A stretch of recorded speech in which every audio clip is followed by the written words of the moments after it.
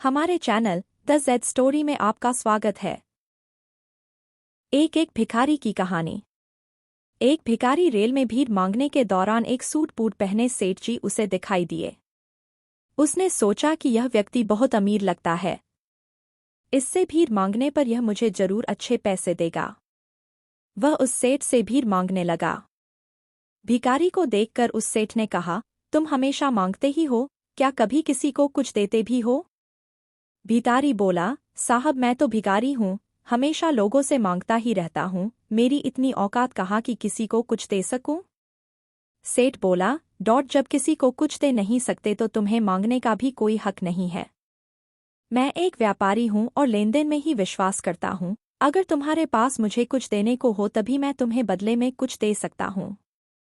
तभी वह स्टेशन आ गया जहाँ पर उस सेठ को उतरना था। वह ट्रेन से उतरा और चला गया। इधर भिखारी सेठ की कही गई बात के बारे में सोचने लगा। सेठ के द्वारा कही गई बात उस भिखारी के दिल में उतर गई। वह सोचने लगा कि शायद मुझे भीख में अधिक पैसा इसीलिए नहीं मिलता क्योंकि मैं उसके बदले में किसी को कुछ दे नहीं पाता हूँ। लेकिन मैं तो भिखारी हूँ, किसी को कुछ देने लायक भी नहीं हूँ। लेकिन कब तक मैं लोगों को बिना कुछ दिए केवल मांगता ही रहूंगा? बहुत सोचने के बाद भिखारी ने निर्णय किया कि जो भी व्यक्ति उसे भीख देगा तो उसके बदले में वह भी उस व्यक्ति को कुछ जरूर देगा। लेकिन अब उसके दिमाग में यह प्रश्न चल रहा था कि वह खुद भिखारी है तो भीख के बदले में वह दूसरों को क्या दे सकता है। इस बात को सोचते हुए दिन भर गुजरा लेकिन उसे अपने प्रश्न का कोई उत्तर नहीं मिला। दूसरे दिन जब वह स्टेशन के पास बैठा हुआ था तभी उसकी नज़र कुछ फूलों पर पड़ी जो स्टेशन के आसपास के पौधों पर खिल रहे थे। उसने सोचा, क्यों न मैं लोगों को भीख के बदले कुछ फूल दे दिया करूं। उसको अपना यह विचार अच्छा लगा और उसने वहां से कुछ फूल तोड़ लिए। वह ट्रेन में भीख मांगने पहुंचा। जब भी कोई उसे भीख देता तो उसके बदले में वह भीख देने वाले को कुछ फूल दे देता। उन फूलों को लोग खुश होकर अपने पास रख लेते थे। अब भिखारी रोज फूल तोड़ता और भीख के बदले में उन फूलों को लोगों में बांट देता था। कुछ ही दिनों में उसने महसूस किया कि अब उसे बहुत अधिक लोग भीख देने लगे हैं। वह स्टेशन के पास के सभी फूलों को तोड़ लाता था। जब तक उसके पास फूल रहते थे तब तक उसे बहुत से लोग भीख देते थे। लेकिन जब फूल बांटते बांटते खत्म हो जाते तो उसे भीख भी नहीं मिलती थी। अब रोज ऐसा ही चलता रहा। एक दिन जब वह भीख मांग रहा था तो उसने देखा कि वही सेठ ट्रेन में बैठे हैं। उसे भीख के बदले फूल देने की प्रेरणा मिली थी। वह तुरंत उस व्यक्ति के पास पहुंच गया और भीख मांगते हुए बोला, आज मेरे पास आपको देने के लिए कुछ फूल हैं, आप मुझे भीख दीजिए, बदले में मैं आपको कुछ फूल दूंगा। सेठ ने उसे भीख के रूप में कुछ पैसे दे दिए और भिखारी ने कुछ फूल उसे दे दिए। उस सेठ को यह बात बहुत पसंद आई। सेठ ने कहा, वाह क्या बात है, आज तुम भी मेरी तरह एक व्यापारी बन गए हो। इतना कहकर फूल लेकर वह सेठ स्टेशन पर उतर गया। लेकिन उस सेठ द्वारा कही गई बात एक बार फिर से उस भिखारी के दिल में उतर गई। वह बार बार उस सेठ के द्वारा कही गई बात के बारे में सोचने लगा और बहुत खुश होने लगा। उसकी आंखें अब चमकने लगीं, उसे लगने लगा कि अब उसके हाथ सफलता की वह चाबी लग गई है जिसके द्वारा वह अपने जीवन को बदल सकता है। वह तुरंत ट्रेन से नीचे उतरा और उत्साहित होकर बहुत तेज आवाज में ऊपर आसमान की ओर देखकर बोला, मैं भिखारी नहीं हूँ, मैं तो एक व्यापारी हूँ। मैं भी उस सेठ जैसा बन सकता हूँ, मैं भी अमीर बन सकता हूँ।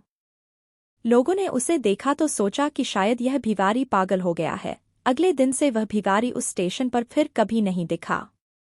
एक वर्ष बाद इसी स्टेशन पर दो व्यक्ति सूट बूट पहने हुए यात्रा कर रहे थे। दोनों ने एक दूसरे को देखा तो उनमें से एक ने दूसरे को हाथ जोड़कर प्रणाम किया और कहा, क्या आपने मुझे पहचाना? सेठ, नहीं तो। शायद हम लोग पहली बार मिल रहे हैं। भिखारी, सेठ जी, आप याद कीजिए, हम पहली बार नहीं बल्कि तीसरी बार मिल रहे हैं। सेठ, मुझे याद नहीं आ रहा, वैसे हम पहले 2 बार कब मिले थे? अब पहला व्यक्ति मुस्कुराया और बोला, हम पहले भी 2 बार इसी ट्रेन में मिले थे। मैं वही भिखारी हूँ जिसको आपने पहली मुलाकात में बताया कि मुझे जीवन में क्या करना चाहिए और दूसरी मुलाकात में बताया कि मैं वास्तव में कौन हूँ। नतीजा यह निकला कि आज मैं फूलों का एक बहुत बड़ा व्यापारी हूँ और इसी व्यापार के काम से दूसरे शहर जा रहा हूँ। आपने मुझे पहली मुलाकात में प्रकृति का नियम बताया था, जिसके अनुसार हमें तभी कुछ मिलता है जब हम कुछ देते हैं। लेन देन का यह नियम वास्तव में काम करता है। मैंने यह बहुत अच्छी तरह महसूस किया है, लेकिन मैं खुद को हमेशा भिखारी ही समझता रहा।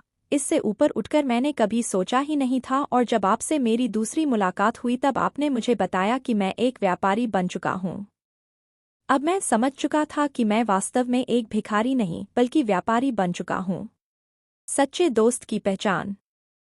बहुत समय पहले की बात है। दो अच्छे मित्र राम और श्याम एक घने जंगल से गुजर रहे थे।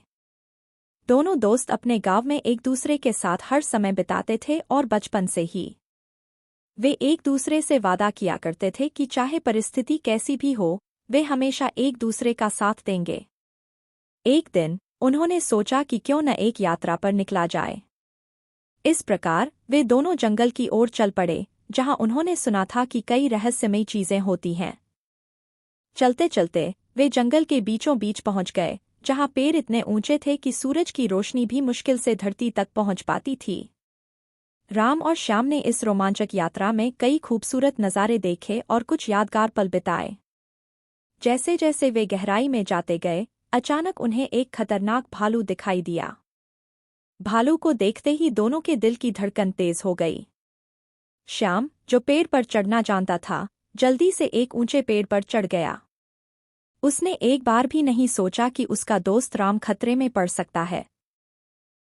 राम को पेड़ पर चढ़ना नहीं आता था। उसने अपनी समझदारी से काम लिया और अपनी सुनी हुई कहानी को याद किया। उसे याद आया कि कई बार जानवर मरे हुए शरीर पर हमला नहीं करते। उसने तुरंत जमीन पर लेटकर सांस रोक ली और मरा हुआ बनने का नाटक किया। भालू राम के पास आया, उसे सूंघा और यह समझकर कि राम मर चुका है, वहां से चला गया। श्याम पेड़ से नीचे उतरा और राम के पास आया। उसने कहा, दोस्त, तुमने बहुत चालाकी से काम लिया। लेकिन भालू ने तुम्हारे कान में क्या कहा? राम ने गहरी सांस ली और कहा, भालू ने कहा कि सच्चे दोस्त वही होते हैं जो मुसीबत में साथ न छोड़े। इस अनुभव ने राम को यह सिखाया कि दोस्ती सिर्फ नाम की नहीं होती, बल्कि यह एक ऐसा बंधन है जो कठिन समय में परखा जाता है। इस हिंदी कहानी। इस घटना ने राम को यह सिखाया कि सच्चा दोस्त वही होता है जो संकट के समय में आपके साथ खड़ा रहे। गांव लौटने पर राम ने इस घटना को अपने गांव के बुजुर्गों और बच्चों को बताई, जिसे सुनकर गांव के लोगों ने दोस्ती की सच्ची परख को समझा। गांव के बुजुर्गों ने इस घटना से प्रेरित होकर एक महत्वपूर्ण सीख दी कि मित्रता का मूल्य संकट के